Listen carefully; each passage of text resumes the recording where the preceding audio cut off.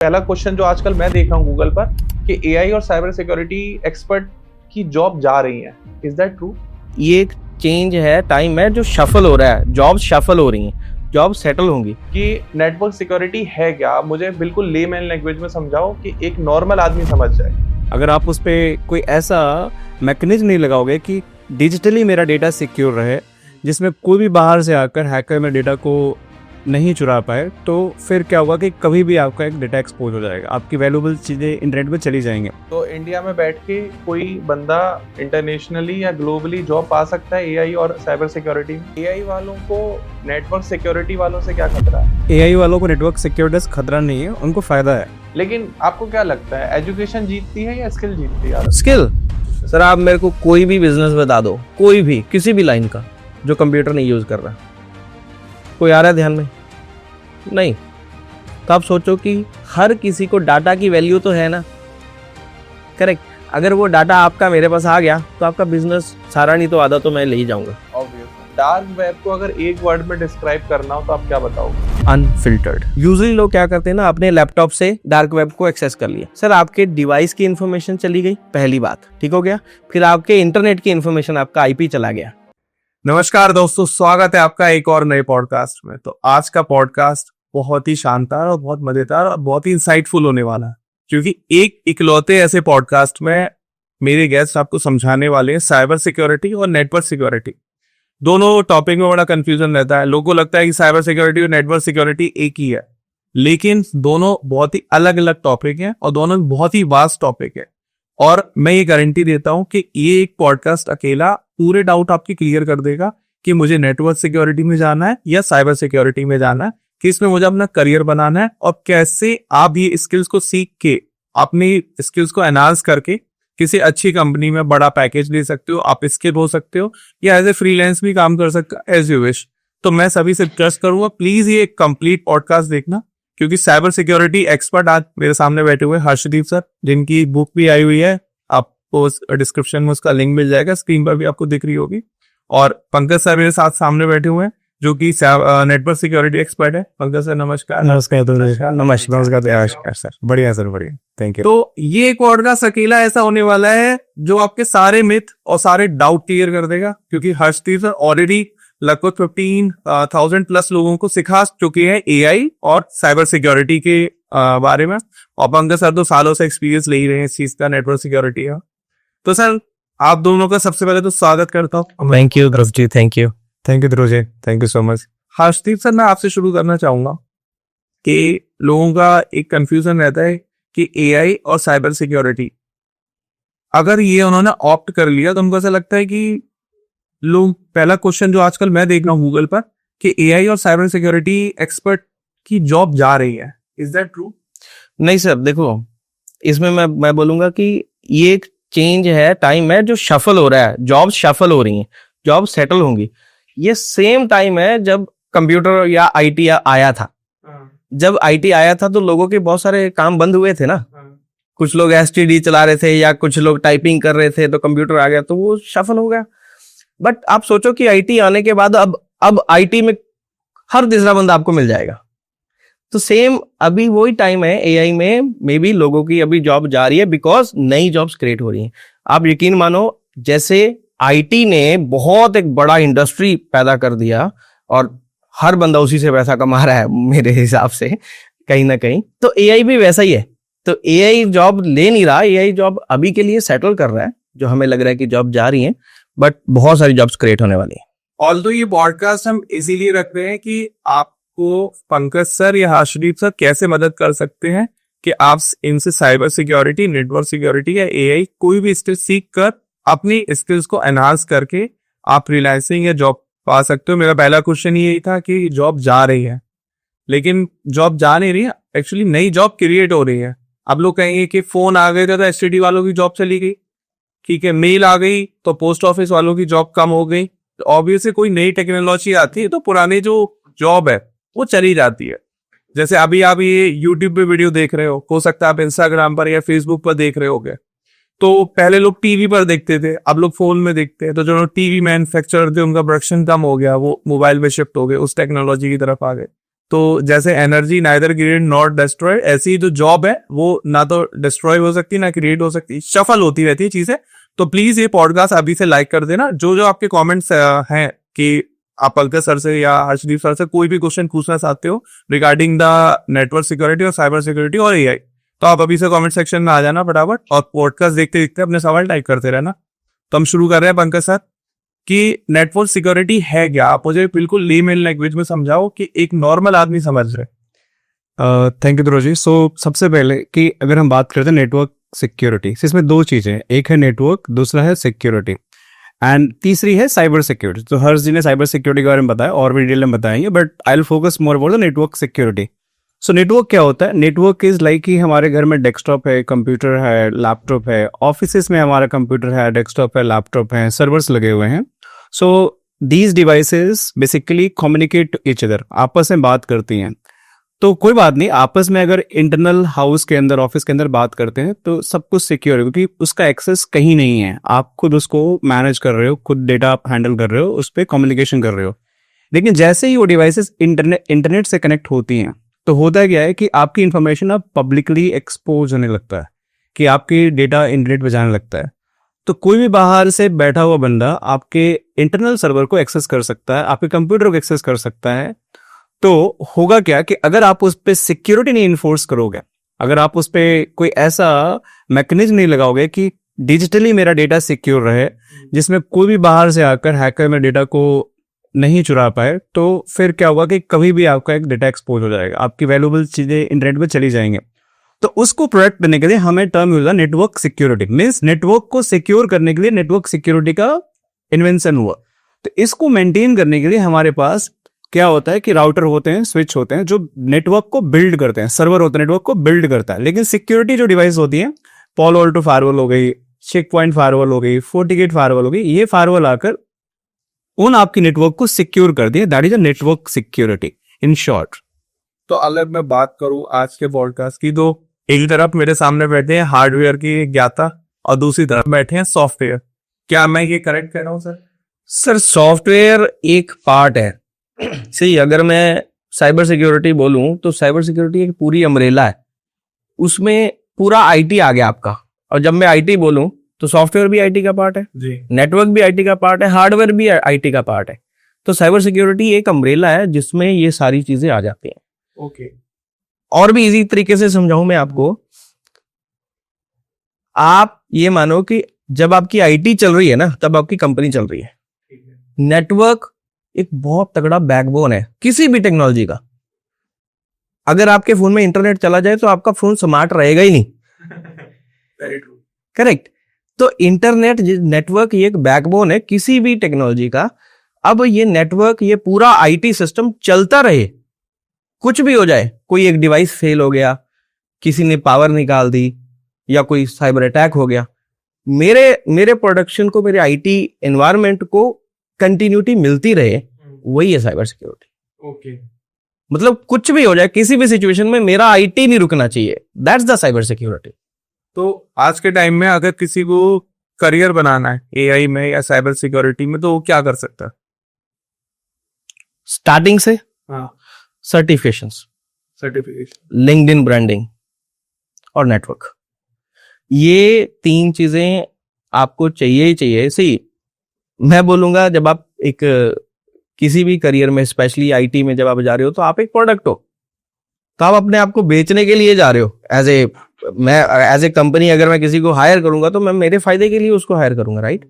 अब मेरे को एक अगर पैकेज मिलेगा तभी मैं चीज खरीदूंगा ना। तो जब आप जा रहे हो कंपनी में, तो आपके पास, आप कौन हो, आपके पास कुछ बताने के लिए सर्टिफिकेशन होना चाहिए, दिखाने के लिए लिंक्डइन होना चाहिए, जिसको बता रहे हो वो बंदा नेटवर्किंग में होना चाहिए। ओके। तो इंडिया में बैठ के कोई बंदा इंटरनेशनली या ग्लोबली जॉब पा सकता है एआई और साइबर सिक्योरिटी में? बिल्कुल पा सकता है। मैं ये, अगर आप रिमोटली बात करो तो रिमोटली है, बट ये चीजें अभी कम हो जाएंगी आने वाले 5 साल में। कैसे? बिकॉज अभी ये एआई आ रहा है ना, हर लोग अपने अपने एजेंट्स क्रिएट करेंगे। तो जो मैनुअली वर्क मुझे रिमोट से करवाना था, वो मैं अपने एआई रोबोट से करवाऊंगा ना। क्यों मैं ज्यादा पैसे दूंगा और क्यों मैं ज्यादा ट्रस्ट करूंगा किसी पे अपना डाटा तो दे रहा हूँ ना, अगर मैं किसी को साइबर सिक्योरिटी की सर्विस ले रहा हूँ तो मैं अपनी कुछ तो एक्सेस दूंगा ना मैं उसको अपने क्रिटिकल एनवायरनमेंट का, तो मैं क्यों किसी थर्ड पर्सन पे ट्रस्ट करूं?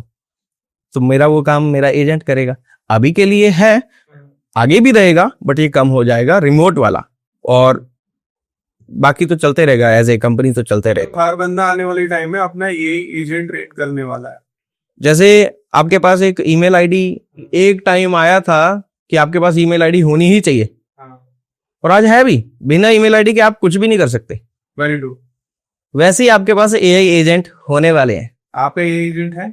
बिल्कुल है। क्या मेरा मेरी रिकॉर्डिंग, मेरी स्क्रिप्ट, मेरी ये पोस्ट पब्लिशिंग, ये मैं टेस्टिंग के लिए करता रहता हूँ, ठीक है, और कुछ भी बहुत सारी चीजें जो चीजें मैं कर सकता हूँ, राइट, मैं उसी को स्क्रिप्ट में बता के मैं अपने रोबोट को दे सकता हूँ। मेरा एआई रोबोट है, मैं उससे जो भी अपना टाइम सेविंग वाला काम है वो मैं करवा सकती हूँ। और टूल क्या यूज करते हैं इसके लिए? टूल बहुत सारे हैं सर एआई में। मेजरली आपने तो चैट जीपीटी, जेमिनाई, गूगल ये सब सुना होगा, बट यकीन मानो 7,000 से ज्यादा टूल्स है, 7,000 से ज्यादा टूल्स। तो सब टूल्स का अपना अपना काम है। आप जब ऑटोमेशन में आते हो तो ऑटोमेशन में आप बहुत सारे टूल्स को ऑटोमेट करते हो। एक टूल स्क्रिप्टिंग करता है, एक टूल कुछ रिकॉर्डिंग करता है, एक टूल एडिटिंग करता है, एक टूल उसको और फाइनलाइज वर्जन में करता है, फिर आपको खाली अप्रूवल पे क्लिक करना है, आपकी पोस्टिंग हो गई। पोस्टिंग भी होगी कितनी जगह पे, 10, 20, 50 जगह। ये एक एग्जांपल दे रहा हूं मैं ऑटोमेशन की। आप कुछ भी कर सकते हो। आप ऑटोमेशन इज ऑटोमेशन, जो आप मैनुअल कर रहे हो उसको आपका कंप्यूटर करेगा बस। एआई वालों को नेटवर्क सिक्योरिटी वालों पे क्या खतरा है? सर एआई वालों को नेटवर्क सिक्योरिटी से खतरा नहीं है, उनको फायदा है, क्योंकि एआई वाले जो हैं हमारे, उनकी भी डेटा को सिक्योर कौन करेगा? अब समझिए, आपका एआई है, एजेंट ही बनाया, आप डेटा तो पोस्ट कर रहे हो ना, लेकिन वो कंप्यूटर से ही हो रहा है। कंप्यूटर कहाँ से पोस्ट कर रहा है? Through internet. तो नेटवर्क सिक्योरिटी वालों से फायदा है, उनको खतरा नहीं है। फायदा इसलिए है कि अगर आप नेटवर्क सिक्योरिटी नहीं लगाओगे तो सपोज करिए कि लेट्स सपोज कि गुइनेट का अपना कोई डेटाबेस है, डेटा सेंटर्स है, गुइनेट के अंदर लोग काम कर रहे हैं, राइट? तो काम करते करते किसी ने गुइनेट का ट्रेनिंग मॉड्यूल ही एआई पे डाल दिया और उसे अपना न्यू वर्जन क्रिएट करवाने की कोशिश कर रहा है, ठीक है। सो हम इस तरीके से सिक्योरिटी फीचर डालेंगे कि कोई बंदा गुइनेट का मॉड्यूल अगर एआई पे डालता है तो वो एग्जीक्यूट ना हो पर्टिकुलर प्रोग्राम। हम उसको फिल्टरिंग कर सकते हैं, डीएलपी लगा सकते हैं। तो कैसे होगा? ये हमारी फायरवॉल्स करती हैं। So basically AI जो होती है, that's going to help, AI is going to help to generate some content, but what content need to go on the internet, वो जो नेटवर्क सिक्योरिटी इंजीनियर हैं उनकी स्किल्स के थ्रू हम उसको प्रोटेक्ट कर सकते हैं। So network security is kind of the एक तरीके से बैरियर कि क्या डेटा फिल्टर हो कि एआई से ऊपर जाना चाहिए, क्या एआई से मैं डेटा जनरेट करवाना है, वो हम कंटेंट को वहां पे फिल्टर कर सकते हैं। Absolutely yes. दिस आपके लिए ज्यादा बड़ी स्किल क्या है, एआई या नेटवर्क सिक्योरिटी? सर दोनों ही मेरे लिए बड़ी स्किल है। अगर एआई आप सीख लेते हो, राइट, सो एआई सीखने के लिए आपको बेसिकली टूल्स पे काम करना होता है। वो टूल्स आपके इंटरनेट से ऑपरेट होते हैं, राइट। लेकिन अगर इंटरनेट ही नहीं रहेगा, नेटवर्क सिक्योरिटी नहीं रहेगी, तो वो टूल चलेंगे ही नहीं आपके। सो मेरे लिए कि एक एआई एक हमारा बहुत ही इंपॉर्टेंट आज के डेट में स्किल है जो हर किसी को आना चाहिए। वो डिफरेंट टाइप आपको यूज करते हैं, लेकिन जो नेटवर्क सिक्योरिटी एक यूनिक स्किल है, ये भी आपको आना चाहिए। अब ये हो सकता है कि एआई का बहुत ब्रॉडर रोल है, नेटवर्क सिक्योरिटी का एक सेगमेंट आईटी के अंदर रोल है, जो आईटी का होम नेटवर्क को आपको प्रोटेक्ट करता है। But AI is going to enhance that productivity. जो भी नेटवर्क सिक्योरिटी इंजीनियर है, जो भी हमारा लर्निंग कैपेबिलिटीज है, जो भी हमारा डेटा मॉनिटरिंग करना है या क्या हमें उस पर भेजना है, उसको नेटवर्क सिक्योरिटी से हमें ऑप्टिमाइज करना है, that is going to help in term of the processing the traffic. Arshdeep sir, AI और साइबर सिक्योरिटी का फ्यूचर आने वाले 5 साल में क्या होगा? सर आने वाले 5 साल में एआई का आप ये मानो कि जैसे मैंने आपको बोला कि एजेंट्स तो आपको लाजमी है, करेक्ट। तो वैसे ही एआई आपको सीखनी ही पड़ेगी। जो बंदा कंप्यूटर चला रहा है ना, उसको एआई सीखनी पड़ेगी। किसी भी डोमेन में है, वो आईटी के किसी भी डोमेन में है, वो सॉफ्टवेयर में है, नेटवर्क में, ये लाजमी हो जाएगा। अगर आपको नहीं आता तो आप बहुत पीछे, मे बी फेल शब्द मैं यूज नहीं करना चाहता, बट बहुत पीछे रह जाओगे, करेक्ट। और साइबर सिक्योरिटी तो मैं आपको बता रहा हूं कि एक वही अम्ब्रेला है जो पूरे आईटी सिस्टम को मेंटेन करके चलता है। जैसे जैसे एआई बढ़ेगा, डिजिटलाइजेशन बढ़ेगा, डाटा बढ़ेगा, ठीक है, आपके लोग जो एआई से कंटेंट जनरेट करते हैं, कंज्यूम करते हैं, ये लोग बढ़ेंगे। इन सब के लिए साइबर सिक्योरिटी की जॉब बढ़ेगी, समझ रहे हो? तो ये एआई और साइबर सिक्योरिटी एक बहुत तगड़ा कॉम्बिनेशन है। अगर किसी को ये दोनों चीजें आती हैं तो उसके लिए तो बहुत सुपर फ्यूचर है। बहुत सारे स्टूडेंट आपका पॉडकास्ट देख रहे हैं, वो जानना चाहते हैं कि एआई पहले सीखूं, साइबर सिक्योरिटी में पहले जाऊं या नेटवर्क सिक्योरिटी सीखूं। आप तीनों में से किसको नंबर वाइज रखना चाहिए? क्या क्या था आपका question? Network, cyber security, network security. Sir network security एक बेसिक फाउंडेशन आपको देगी। देखो, नेटवर्क सिक्योरिटी आपको बताती है कि डाटा फ्लो कैसे हो रहा है। आप साइबर सिक्योरिटी किसको दे रहे हो? डाटा को ही दे रहे हो। अब आईटी पूरा कुछ भी उठा लो, जो कोई भी डिवाइस है वो डाटा को ट्रांसलेट करने में काम आता है या तो स्टोर करने में काम आता है। आप नेटवर्क लगा लो, वो डाटा को ट्रांसलेट करने में काम आता है, और सॉफ्टवेयर है डाटा को जनरेट या तो कंज्यूम करने में काम आता है। सभी चीजें डाटा के लिए काम कर रही हैं। ये मैं थोड़ा इजी कर देता हूँ, इन तीनों को मैं सीखना चाहता हूँ, पैसे कहाँ ज्यादा मिलेंगे, आप प्रायोरिटीज क्या है? अभी के लिए तो cyber security is the main की। साइबर सिक्योरिटी में ही आपका ये सारी दोनों चीजें कवर हो जाएंगी। क्योंकि आप वो सिखाते हैं। नहीं, ऐसा नहीं है, आप कहीं से भी सीखिए, बट ये चीज है कि साइबर सिक्योरिटी में आपको नेटवर्क भी सीखना ही पड़ेगा, सेकंड पे एआई भी सीखना ही पड़ेगा। अच्छा, सेकंड पर यही रखेंगे आप? हाँ, थर्ड पर नेटवर्क सिक्योरिटी। पंकज सर, आप एडमिट करते हैं इस बात से? बिल्कुल एडमिट करता हूँ। देखिए, मेरा एक थोड़ा सा अलग व्यू पॉइंट है, राइट, कि एआई हर किसी को आजकल आना चाहिए, चाहे वो नेटवर्क सिक्योरिटी इंजीनियर हो, साइबर सिक्योरिटी इंजीनियर हो, या कोई नॉन टेक्निकल बंदा है, या मतलब कोई भी कॉलेज में पढ़ाई करता है, हर किसी को यही आना चाहिए। Sorry to interrupt you in between, आप एआई की किस किस टूल को सिखाते हैं इन नेटवर्क सिक्योरिटी?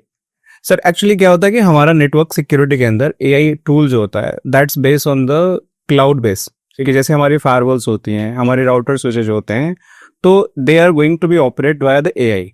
तो क्या होता है कि इनकी मॉनिटरिंग सिस्टम होती है, जैसे हमारे different kind of the sandbox होते हैं जो आपको हर डेटा को मॉनिटर करते हैं, क्लाउड बेस होते हैं। जैसे कि फायरवॉल है, उसके अंदर डेटा जाकर आपका फ्लो हो रहा है, इन आउट हो रहा है, तो उसकी real time monitoring cloud base sandbox के थ्रू होती है। सो वो AI ML based data driven, जो भी डेटा आप ट्रांजिट करते हैं फायरवॉल के थ्रू, तो वहां पे स्टोर होता है, और रियल टाइम आपको एनालिसिस भी रहता है कि ये बेसिकली आपका जो डेटा गया है दैट इज करेक्ट और इनकरेक्ट, या मालवेयर है, फिशिंग है, किसी तरह का वायरस है। तो हम पर्टिकुलरली कोई एआई टूल को यूज नहीं करते, जैसे चैट जीपीटी, जेमिनी यूज नहीं करते हैं। बट क्या होता है कि जो हमारे वेंडर्स होते हैं, प्रोडक्ट स्पेसिफिक वेंडर होते हैं, those using the R sandbox, की वहां पे आपका डेटा स्टोर होता है, या फिर ट्रांजिशन में उसको चेक करते हैं, और बेस्ड ऑन दैट वो एक्शन लेते हैं। तो इस तरीके से एआई इंटीग्रेट होता है हमारे डिवाइसेस के साथ, जो राउटर, स्विचेज, फायरवॉल होते हैं, जो डेटा होता है। तो वो एक एआई का एल्गोरिथम अलग होता है, और जो एक ह्यूमन होता है जो सीखने के लिए, कोई काम करवाने के लिए एआई एजेंट से हो गया, या मुझे कुछ प्रॉम्प्टिंग देना है, वो एआई बिल्कुल अलग होता है। तो दोनों एआई का अलग अलग रोल है। तो नेटवर्क सिक्योरिटी का एआई, साइबर सिक्योरिटी का एआई और नॉर्मल एआई, तीनों अलग चीजें हैं। मैं नॉर्मल वाला यूज करता हूँ। बिल्कुल। तो सर, ये एथिकल हैकिंग क्या है? सर, जब हैकिंग शब्द हम सुनते हैं तो आपके मन में सबसे पहले क्या आता है? चोरी। वो चोरी को रोकने के लिए एक एथिकल हैकर होता है। मतलब एक चोर को चोरी पकड़ सकता है, ये बहुत मूवीज में आपने देखा होगा, सुना होगा। पुलिस पकड़ती है यहाँ तो। मतलब चोर जैसे सोचना पड़ता है ना, चोर जैसे सोचना पड़ता है, राइट? Very true. तो वैसे ही आपको एज ए अगर आपको किसी को हैकर को रोकना है तो आपको हैकर की तरह ही सोचना पड़ेगा।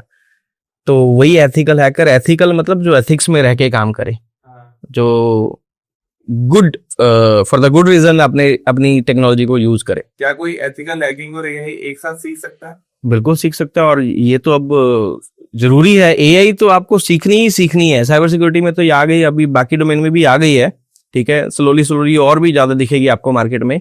तो एआई अभी सीईएच का पार्ट हो गया है ऑलरेडी। सीईएच जो आप सर्टिफिकेशन की बात कर रहे हो, उन्होंने अपडेट दे दिया है, उसमें अभी एआई इन्वॉल्व हो गया। कहाँ से करें इसका सर्टिफिकेशन?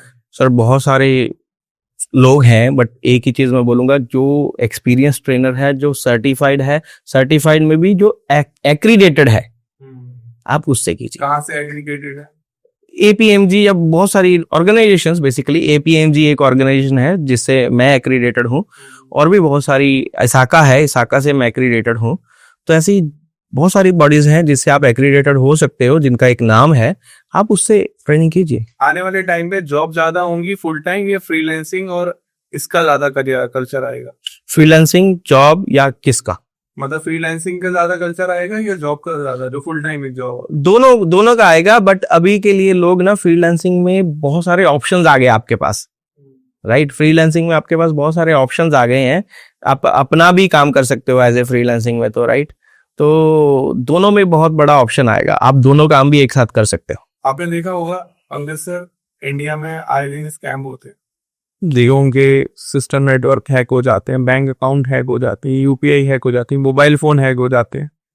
कैसे बचे? एक नॉर्मल इंसान अगर ये वीडियो देख रहा है, वो क्या छोटी छोटी गलतियां कर देता है? ध्रुव जी, ये बड़ा ही कंसर्निंग है हमारे लिए। तो इसमें होता क्या है कि आजकल आपको जनरल सिक्योरिटी होती है, जो इंटरनेट सिक्योरिटी होती है, जो एक नॉर्मल ह्यूमंस की बात करते हैं, तो दो तरह की हमारे पास ऑडियंस है। एक हमारे नॉर्मल ऑडियंस है जो एक तरीके से रोजमर्रा की जिंदगी में काम करती है, एक हमारा ऑडियंस है जो कॉर्पोरेट ऑडियंस है। तो दोनों के लिए अलग अलग पैरामीटर्स हैं। सो जो नॉर्मल लोग होते हैं वो पब्लिक इंटरनेट से डायरेक्ट इंटरेक्ट होते हैं। वो लोग क्या यूज करते हैं, जैसे चैट जीपीटी यूज कर रहे हैं, वो लोग जीमेल यूज कर रहे हैं, फेसबुक यूज कर रहे हैं, इंस्टाग्राम यूज कर रहे हैं, इनका डेली का ही काम होता है, ईमेल यूज कर रहे हैं। तो सबसे पहले कि आपको हमेशा 2 फैक्टर ऑथेंटिकेशन तो लगाना ही चाहिए, राइट? कि आपको अगर 2 फैक्टर ऑथेंटिकेशन आप नहीं लगा रहे हो, राइट, तो समझिए कि आप बुलावा दे रहे हो कि कोई भी आकर आपके फोन को, आपके ईमेल को हैक कर ले। तो इससे मैंडेटरी स्टेप कि हर किसी को 2 फैक्टर ऑथेंटिकेशन यूज करना है। That's the one thing. दूसरी चीज, कभी भी आप पब्लिक प्लेटफॉर्म पे कभी भी कनेक्ट करो, आप जैसे इंटरनेट पर आप इंटरनेट कर रहे हो, तो अपनी पर्सनल इंफॉर्मेशन मत डालो। लाइक कि अपना डेट ऑफ बर्थ हो गया, स्पाउस नेम हो गया, मोबाइल नंबर हो गया, एड्रेस हो गया, चाहे चैट जीपीटी से ही क्यों नहीं बात कर रहे हो, they are not safe. AI tool हैं, that's okay, they are going to help you a lot, but आपको पर्सनल इंफॉर्मेशन नहीं डालेंगे। जितना हो सके बचना आपको इंटरनेट में, क्योंकि उसकी इंफॉर्मेशन को लेकर लोग आपकी चीजों को मैनिपुलेट करते हैं। हमारी तरह कई तरीके से ना साइबर सिक्योरिटी में सर्वे बताएंगे हर्षदीप सर कि कई तरह से अटैक होते हैं। सोशल इंजीनियरिंग होता है, ठीक है, फिशिंग अटैक्स होते हैं, मालवेयर होते हैं। सोशल इंजीनियरिंग होता है क्या है कि आपके बेसिक बिहेवियरल चीज पे, जैसे आपकी पर्सनल इंफॉर्मेशन के बेसिस पे वो लोग आपकी एक रैंडम पासवर्ड जनरेट करके वो आपकी चीजों को हैक करने की कोशिश करते हैं। तो कभी भी आप जब पर्सनल इंफॉर्मेशन लीक करते हो तो वो लोग कुछ ना कुछ गेस करते हैं, एल्गोरिथम यूज करते हैं, जिससे आपकी जो पासवर्ड को वो लोग बना सकें। जनरली क्या होता है कि लोग अपना नाम, spouse name, date of birth, ये सब पासवर्ड में यूज करते हैं। तो ये बड़ा रिस्की होता है। दैट इज वन थिंग कि नहीं करना।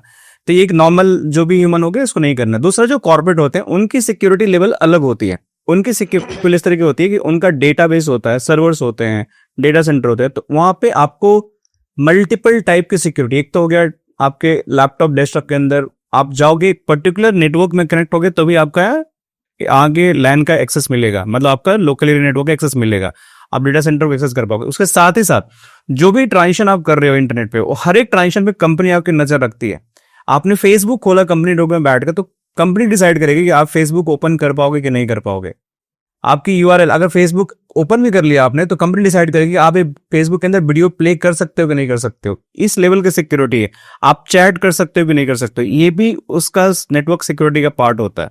सो इट्स वेरी इंपॉर्टेंट कि हर लेवल की सिक्योरिटी अलग होती है। आप घर पे बनाते हो तो घर की सिक्योरिटी अलग होती है, कितना आप उसको बढ़िया सेव करते हो। आप इंटरनेट पर चीजें कनेक्ट करते हो तो उसकी सिक्योरिटी अलग होती है। आप अगर कॉर्पोरेट में बैठे हो तो उसकी सिक्योरिटी अलग हो। आप गवर्नमेंट ऑर्गेनाइजेशंस हैं, गवर्नमेंट, हमारी इंडियन गवर्नमेंट है, तो इनकी जो अपनी डेटाबेस होती है, डिफेंस सिस्टम होता है, इनकी अलग सिक्योरिटी होती है। So everywhere we have a security, but हाँ, हर जगह आपको अलग अलग प्रिकॉशंस मिलेंगे। बट एज ए लेमैन आपको हमेशा जो 2 फैक्टर ऑथेंटिकेशन है उसको आपको अप्लाई करनी ही करनी है, जो सोशल मीडिया प्लेटफॉर्म है उसके लिए, कोई भी इंटरनेट एक्सेस कर रहा है। तो बेसिकली मैं थोड़ा ऐड ऑन करना चाहूंगा इस पे कि एप्लीकेशन सिक्योरिटी एक चीज हो गई, ठीक है। नेटवर्क के बाद एप्लीकेशन के अंदर फंक्शंस रहते हैं। आप फेसबुक आप एक्सेस कर सकते हो कि नहीं कर सकते, ये एक बात हो गई, एक सिक्योरिटी में आ गया, राइट। अब एप्लीकेशन में आप चैट कर सकते हो या कुछ कमेंट कर सकते हो, ये एक फंक्शन है पूरे एप्लीकेशन का, आप वहां तक फिल्टर लगा सकते हो नेटवर्क सिक्योरिटी में। मैं भी एक एड ऑन देना चाहूंगा दोस्तों, यहाँ पर मैंने लास्ट में ही सीखा था। आप कोई भी एप्लीकेशन इंस्टॉल कर रहे हो, वो एप्लीकेशन आपसे एक्सेस मांगती है, आपके कॉन्टेक्ट्स का, आपकी गैलरी का, आपके एसएमएस का, आपकी इवन आपके हर चीज का वो एक्सेस मांगती है कि do you want to access this thing from your phone और या फ्रॉम योर डिवाइस। तो वो एक्सेस आप सोच समझ के दिया करो किसी भी ऐप को, कि ऐप आपके लिए कितना यूटिलाइज हो सकती है इन फ्यूचर। और मेरी सलाह मानो तो मत दो किसी को भी एक्सेस अपने फोन का, क्योंकि फोन से ही दुनिया चल रही है। तो ना तो SMS का एक्सेस देना है, ना गैलरी का देना, ना कैमरे का देना है, ना फोन का देना, ना कॉल्स का देना। आप खुद ही एक्सेस दे देते हो, फिर हैक हो जाते हैं सिस्टम। बिल्कुल। यूजली फोन में अलाउ वंस का ऑप्शन रहता है, तो आप वही यूज करो। आप एक बार एप्लीकेशन यूज करो, आप अलाउ वंस करो, उसके बाद अपने आप बंद हो जाएगी वो। दिस इज थोड़ा सा टाइम टेकिंग होता है, कभी कभी लोग इरिटेट मानते हैं कि भाई बार बार मुझे क्लिक करना पड़ता है, बट ये सेफ है। हाँ, ऐसा आपको करना चाहिए प्रैक्टिस के लिए।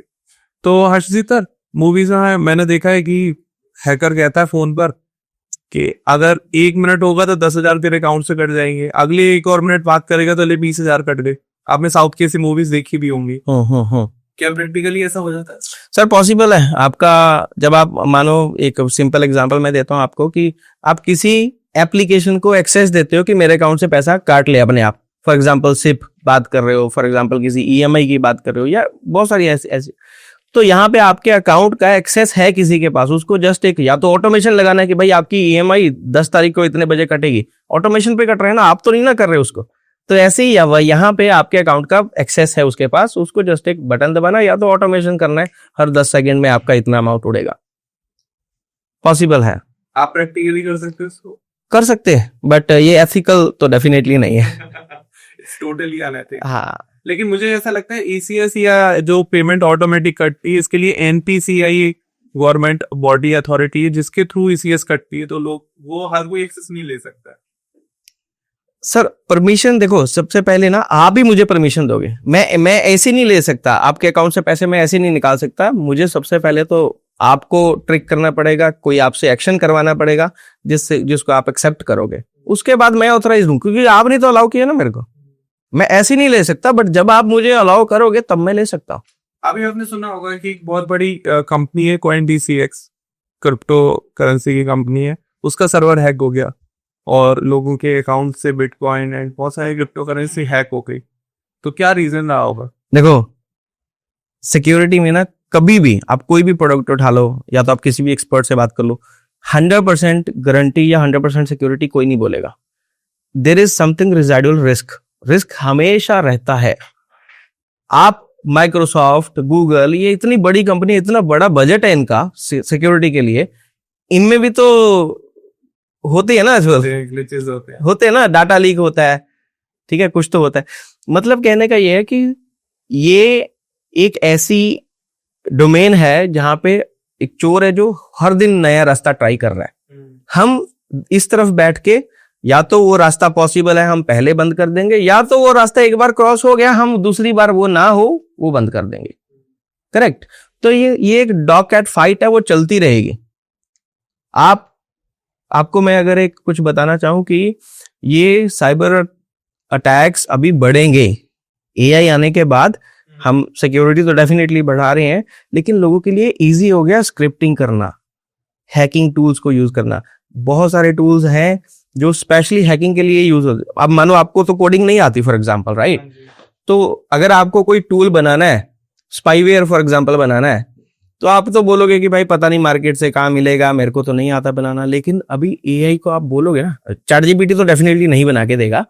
ये टूल्स में बाउंड्री लगी होती है, पहले गवर्नमेंट बाउंड्री होती है, फिर टूल की बाउंड्री होती है, कंपनी की बाउंड्री होती है। तो इसलिए आपको यहाँ पे आप कुछ अनएथिकल ना करो, इसलिए वो नहीं कर सकते। लेकिन ऐसे टूल्स हैं जिसपे आप खाली ऐसे टाइप करो कि मुझे एक स्पाईवेयर चाहिए, मुझे ध्रुव जी के ये वाला फोन मॉडल है उनके पास, ठीक है, ये मुझे कुछ तो निकालना है, तो वो बन जाएगा। तो आप सोचो कि AI से बहुत कुछ बनाना इजी हो गया, तो स्पाईवेयर क्यों नहीं होगा इजी बनाना? स्पाईवेयर एक एग्जांपल है, क्यों अटैक बनाने इजी नहीं होंगे? हैं, इजी हैं।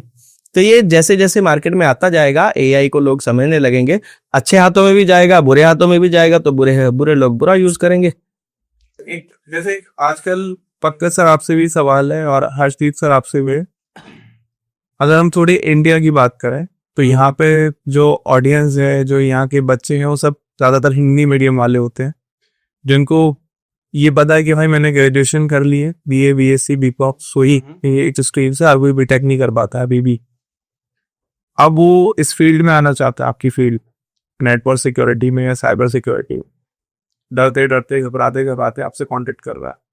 तो क्या कैसे स्टार्टिंग हो सकती है, रोड मैप क्या हो सकता है? सर पहली बात तो डरने घबराने की जरूरत नहीं है, ठीक है। आप हमें लिंक्डइन पे कनेक्ट कीजिए। मैं आपके पॉडकास्ट के थ्रू ये बता रहा हूँ कि मैं एक करियर कंसल्टिंग फ्री दूंगा जो भी इस पॉडकास्ट को देख के आ रहा है, ठीक है। और कोई भी अगर हिंदी मीडियम से आ रहा है, देखो हमने भी जब स्टार्ट किया तो हम पैदा होते ही थोड़ी इंग्लिश जानते थे, ऑब्वियस। करेक्ट। आज के टाइम पे तो और भी इजी है, आपको मुश्किल से 6 महीने चाहिए कुछ भी सीखने के लिए, इतने रिसोर्सेज अवेलेबल हैं, आपका बहुत टाइम बचता है। एआई को यूज करके मेरे पास टूल है जिसमें मैं सारी डॉक्यूमेंट, सारी बुक्स डाल देता हूँ। आप सोचो एक बुक थी या और भी बहुत सारी होती है, उसमें 1400 पेजेस थे, 1400 पेजेस थे। तो ऐसी बहुत सारी बुक्स होती है जो मुझे पढ़नी है। अब मैं वो पढ़ने बैठूंगा तो कितना मेरा दिमाग खराब हो जाएगा डेली पढ़ने में। मैंने वो टूल को दे दिया, एआई को दे दिया कि भाई मेरे को, अब मैं इसके साथ बात करूंगा। आप सोचो, आप एक एआई तो नॉर्मल हो गया, जो चैट जीपीटी है वो कहीं से भी उठा के आपको दे रहा है। अब एक ऐसा एजेंट है जो सिर्फ उसी बुक में से आपको बताएगा, तो आपके पास जो इन्फॉर्मेशन पहुंच रही है वो प्योर है। तो कितना इजी हो गया पढ़ना। आप सर क्या कहेंगे? सो रोड मैप जैसे हर्ष साहब ने बोला राइट कि भाई anyone can reach out to sir, ठीक है। कोई भी हिंदी मीडियम में घबराने की जरूरत नहीं है, बहुत इजी। हमने भी पढ़ाई हिंदी मीडियम से ही की है, ठीक है। बहुत ही बेसिक लेवल से हिंदी मीडियम से 10वीं क्लास तक पढ़ाई, 12वीं क्लास तक हिंदी मीडियम पढ़ाई की। फिर इसके बाद जाके बीटेक जब स्टार्ट किया तब थोड़ी इंग्लिश की वहाँ नॉलेज हुई।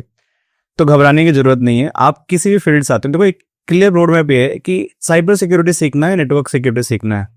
एआई तो चलो एक हम डेली सीखेंगे, तो मैंडेटरी लैंग्वेज हो गई है, आपको एआई से बात करने आना चाहिए। तो आप चैट जीपीटी से स्टार्ट कर सकते हो, थोड़ा बहुत इसके नॉलेज ले सकते हो।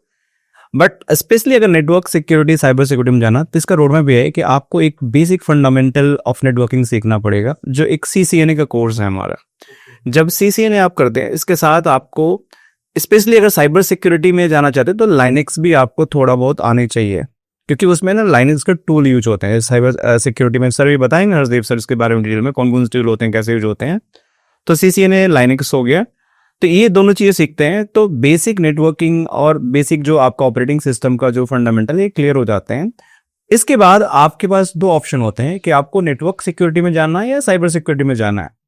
तो अगर नेटवर्क सिक्योरिटी में जाना है तो चाहे तो आप लाइनेक्स को अवॉइड कर सकते हैं, आप नहीं भी सीख सकते, लेकिन सीख लेंगे तो हमेशा आपका बेनिफिशियल रहेगा। तो आप यहाँ से आप फायरवॉल, पोलो ऑल्टो सीख सकते हैं, FortiGate सीख सकते हैं, आप चेक पॉइंट सीख सकते हैं, जिसको ASA सीख सकते हैं। ये सारी जो लीडिंग फायरवॉल है, Zscaler सीख सकते हैं, आप प्रिज्मा एक्सेस सीख सकते हैं।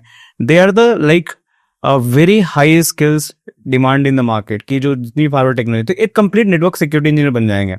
अब साइबर सिक्योरिटी में जाना है तो आपके पास CCNA का फाउंडेशन हो गया, आपने लाइनेक्स सीख लिया। लेकिन साइबर सिक्योरिटी का भी 2 डोमेन है हमारे पास। एक हमारे पास CompSIA प्लस सिक्योरिटी है जो ग्लोबली काफी पॉपुलर है, सर बताएंगे उसका डिटेल में। एक दूसरा हमारे पास CEH V13 अभी रिसेंटली लॉन्च हुआ है, जिसमें सभी वाले CEH V13 हमारा कोर्स है जो लॉन्च हुआ है, जिसके बारे में क्या है कि इसमें कंप्लीट आपको basic networking fundamentals, Linux fundamentals और साथ में साइबर सिक्योरिटी के tools and technique, ethical hacking कैसे होती है, इसी कोर्स का पार्ट है, राइट। इस तरह से CompSIA प्लस है जो ग्लोबल है, वो थोड़ा सा बेसिक है, CEH थोड़ा सा एडवांस हो जाता है। तो कभी भी आपको करना है तो you can start with the CompSIA plus, right, जो सिक्योरिटी है वहां से भी कर सकते हैं। अगर आप उसको नहीं करना चाहते हो तो direct you can start with the CEH version 3, जहां पे आप बेसिक नेटवर्किंग, आप बेसिक लाइनेक्स, बेसिक आप जो भी हमारी नेटवर्किंग फंडामेंटल है, साथ में आप advance penetration test, pen test उसको बोलते हैं, प्लस कैसे टूल्स टेक्निक्स यूज करते हैं, ये सारी चीजें होते हैं। बाकी हर्षदीप सर थोड़ा सा डिटेल बताएंगे CompSIA प्लस और CEH क्या होता है। उससे पहले कुछ एलिमेंट, हाँ जी, आपके ट्रेन करे हुए लोग कुछ बड़ी कंपनीज में है, like Google, Microsoft, Infosys, IBM, Wipro. बिल्कुल सर, मेरा एक डेलीगेट है जो अभी नासा के साथ काम कर रहे हैं। सर आप सीधे ही बड़ा काम लेते हो। तो मतलब आप कंपनीज के बारे में बात करो, ऑलमोस्ट आप मानो कि कंपनी का नाम लो, वहां पे अपना कोई ना कोई तो निकल ही जाएगा हर एक जगह। सर 7-8 साल हो गए, हर एक जगह तो नहीं, मतलब बहुत जगह। वर्किंग प्रोफेशनल्स आपसे ट्रेनिंग लेते हैं? मेरा ज्यादा नेटवर्क ही वर्किंग प्रोफेशनल्स है। मेरा ज्यादा जो ट्रेनिंग मैं देता हूं अभी वो मैनेजर्स के लिए है, जो साइबर सिक्योरिटी में ऑलरेडी मैनेजर्स हैं, उनको मैं ट्रेनिंग देता हूं GRC में। बिकॉज आपको थोड़ा सा मैं और करेक्ट कर दूं, बिकॉज साइबर सिक्योरिटी एक टर्म सुनने में ऐसा लगता है कि भाई आईटी है, हैकिंग है, ये साइबर सिक्योरिटी में जिस एरिया में मैं काम करता हूँ वो जीआरसी है। GRC, government risk and compliance. आप अगर ड्राइविंग करते हो, भले आपको अच्छी ड्राइविंग आती है, बट लाइसेंस तो लाजमी है ना। अगर लाइसेंस नहीं है तो आप ऑथराइज नहीं हो ड्राइविंग के। तो ऐसी एक कंपनी जब आप रन कर रहे हो तो आपको एक लाइसेंस या कंप्लायंस में रहना पड़ता है। गवर्नमेंट के जो भी साइबर सिक्योरिटी के रूल्स पॉलिसीज रहते हैं, आपको वो अप्लाई करने पड़ते हैं, इंप्लीमेंट करने पड़ते हैं। तो वो कौन हेल्प करता है? वो हम हेल्प करते हैं कंपनीज को जीआरसी कंप्लायंस में रहने के लिए हम हेल्प करते हैं। मैं उस एरिया में काम करता हूँ, स्ट्रेटेजीज बनाता हूँ, कंपनी की पॉलिसीज बनाते हैं हम लोग, राइट, रूल्स बनाते हैं कि कैसे हमारा पूरा प्रोग्राम, सिक्योरिटी प्रोग्राम, क्योंकि ऐसा साइबर सिक्योरिटी ऐसी कोई एक चीज नहीं है कि जिसको आपने लगा लिया और लाइफ जिंगा लाला, ऐसा कुछ भी नहीं है। साइबर सिक्योरिटी एक फुल प्रोग्राम है और ये डेली लाइफ आपका रूटीन है कि आपको साइबर सिक्योरिटी डेली चाहिए। हाँ, है ना, ऐसा नहीं कि आपने मेन गेट एक बार लगा दिया, आपको गेट कीपर हमेशा चाहिए। हमेशा चाहिए। इसमें जस्ट टू ऐड थोड़ा सा मैं अपना विजन देना चाहता हूँ कि साइबर सिक्योरिटी, जैसे सर ने बताया कि इट्स अ बिग प्रोग्राम। तो इट्स नॉट ओनली कि एक आईटी इंफ्रास्ट्रक्चर को आप टारगेट करना है, आपकी बिल्डिंग सिक्योरिटी भी इसके अंदर आती है, आपकी एम्प्लॉय सिक्योरिटी भी इसके अंदर आती है, आपके जितने भी इंफ्रास्ट्रक्चर लगे उनकी सिक्योरिटी, फायर ड्रिल भी इसका पार्ट होता है। So it's a physical security, logical security plus governance, right, जो रिस्क जो सर बता रहे हैं जीआरसी मॉडल, सारी चीज आती है। और भी इजी, इंफॉर्मेशन समझते हो, इंफॉर्मेशन, करेक्ट। साइबर सिक्योरिटी से भी ऊपर एक चीज आती है, information security. Okay, data security, information security. अब डाटा मान लो, चलो डाटा मान लो, तो ये डाटा तो आप डिजिटल में मानोगे ना, इंफॉर्मेशन में तो आप प्रिंट भी हो सकता है ना आपके पास। मैंने कुछ बोल के बता दिया, वो भी तो इंफॉर्मेशन है ना, इसलिए मैं इंफॉर्मेशन सिक्योरिटी बोलता हूँ। डाटा सिक्योरिटी फिर साइबर सिक्योरिटी के नीचे आ गया, ठीक है। इंफॉर्मेशन सिक्योरिटी का मतलब सिंपल है कि भाई आपकी कंपनी से कौन सी इंफॉर्मेशन लीक ना हो, चाहे वो डिजिटल की फॉर्म में हो, वो फिजिकल की फॉर्म में हो, कोई ऐसे देख रहा है, उस तक आप इंफॉर्मेशन आपकी बची रहे, that's the information security. That's also part of cyber security. Most important, cyber security information security का पार्ट है। इंफॉर्मेशन सिक्योरिटी बिग है, जहां पे आपकी फिजिकल सिक्योरिटी सर बता रहे थे ना, physical security part of information security. Course पर बाद में आएंगे पंकज सर। पहले मैं सर आपसे ये जानना चाहूंगा कि किस किस टाइप की सिक्योरिटी लीक हो जाती है। सिक्योरिटी लीक, आपने तो बहुत सारे ऐसे एग्जांपल देखे होंगे, मुझे तो छोटी छोटी बेसिक बातें बता, जैसे मैं चाहता हूँ कि मेरा जो डेटा है, एक्सेल का डेटा, क्लाइंट्स का डेटा, वो लीक ना हो जाए। और बहुत सारी ऐसी मेरे पास है, जैसे अभी हमारा पॉडकास्ट शूट हो रहा है, तो ये जो डेटा ये लीक ना हो जाए। सर मैंने ना एक एजुकेशनल पर्पस के लिए एक टूल बनाया था, उसका मैंने डेमो भी किया था और मैंने दिखाया था कंपनीज को कि भाई ये देखो कितना खतरनाक हो सकता है। उसमें क्या था, हालांकि मेरे को स्क्रिप्ट कोडिंग, जो सॉफ्टवेयर कोडिंग होती है, वो मुझे नहीं आती, पाइथन मेरे को ज्यादा नहीं आती, बट एआई की मदद से मैंने वो कोड बना लिया। उस कोड में क्या है कि आपको मैं एक लिंक भेजूंगा या तो एक पेन ड्राइव दे दूंगा, किसी भी तरीके से आपको खाली क्लिक करना है, आपकी स्क्रीन पे कुछ भी नहीं होगा, कुछ भी नहीं होगा, लेकिन क्या होगा, बैक ऑफ द एंड वो कोड क्या करेगा, आपके कंप्यूटर की पूरी ड्राइव को स्कैन करेगा एक्सेल फॉर्मेट के लिए। जैसे अभी आपने एक्सेल बोला, ज्यादातर कंपनीज अपना जो क्रिटिकल डाटा है वो एक्सेल फॉर्मेट में ही रखती है, करेक्ट। तो वो एक्सेल के लिए बनाया था मैंने। तो वो क्या करेगा, आपके पूरे ड्राइव को एक्सेल स्कैन करेगा, फिर उसको कॉपी करेगा, फिर एक डेस्टिनेशन पे डाल देगा। वो डेस्टिनेशन भी मेरी ड्राइव ही है, समझ रहे हो। आपको पता भी नहीं चलेगा, आपके कंप्यूटर से सारा एक्सेल का डाटा उड़ गया। अब उसी स्क्रिप्ट को मैं चेंज करके पीडीएफ कर सकता हूँ, जेपीजी कर सकता हूँ, कुछ भी फॉर्मेट दे सकता हूँ। ऐसा भी होता है कि सामने वाली कंपनी का पूरा डेटा चुरा लिया और फिर हम उससे डिमांड कर रहे हैं कि भाई इतने पैसे दे। वो रैंसम में आता है, वो रैंसम में, हाँ। सो उसको हम बोलते हैं सर रैंसमवेयर अटैक बोलते हैं। एक्चुअली ये हमारा नेटवर्क सिक्योरिटी, साइबर सिक्योरिटी की पार्ट होता है। वल्नरेबिलिटी हम बोलते हैं, रैंसमवेयर अटैक बोलते हैं। अलग अलग टाइप के हमारे पास टूल्स एंड टेक्निक्स होते हैं। तो करते क्या लोग कि उनका पर्पस ये होता है कि आपके नेटवर्क में घुसना, मतलब आपके जो दरवाजा है ना, जैसे आपके घर में सपोज करिए कि आपने तिजोरी छुपा रखी है, तो पहला टारगेट रहता है कि वो लोग स्पाइंग करेंगे कि मैं ध्रुव जी के घर में कैसे घुसूं, कौन से विंडो कमजोर है जिसको काटूं, या कौन सा दरवाजा का लॉक मैं तोड़ सकता हूं जिसको मैं उसको तोड़कर अंदर घुस जाऊं और तिजोरी तक पहुंच जाऊं। तो पहले वो स्पाइंग एक्टिविटी करते हैं, जासूसी करते हैं। तो जासूसी ऐसे करेंगे कि आपको पता ही नहीं चलेगा। जब जासूसी हो जाएगी तो रेकी करने के बाद आपकी इन्फॉर्मेशन गैदर हो गया, फिर वो अटैक बनाएंगे किस टाइम पे, किस समय, कौन सा लूप होल है जिसको हम बोलते हैं कि वीकनेस एरिया, वहां से वो एंटर करेंगे आपके सिस्टम में या आपके घर के अंदर, और फिर उसको तिजोरी को लॉक को तोड़ेंगे और सामान लेके गायब हो जाएंगे। सेम चीज होता है हमारा जो रैंसमवेयर अटैक होता है कि बड़ी कंपनियों के डेटा सेंटर के अंदर सर्वर्स में अपने फाइल रखे होते हैं, तो इंटरनेट के थ्रू आपके जो भी नेटवर्क सिक्योरिटी के डिफेंस सिस्टम है उनको ब्रेक करते हैं।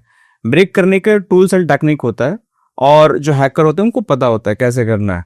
तो वैसे सर ने बताया कि जैसे माइक्रोसॉफ्ट हो गई, गूगल हो गई, इनके पास भी वीकनेस है, ऐसा नहीं है। सिक्योरिटी अगर या साइबर सिक्योरिटी बोलते हैं तो इसका मतलब नहीं कि 100% सिक्योर हो, आप अपने को प्रोटेक्ट कर रहे हो, बेटर सिक्योरिटी दे रहे हो, बट इसका मतलब ये नहीं हो कि आप बिल्कुल बुलेट प्रूफ हो, कभी आपके अंदर अटैक होगा ही नहीं।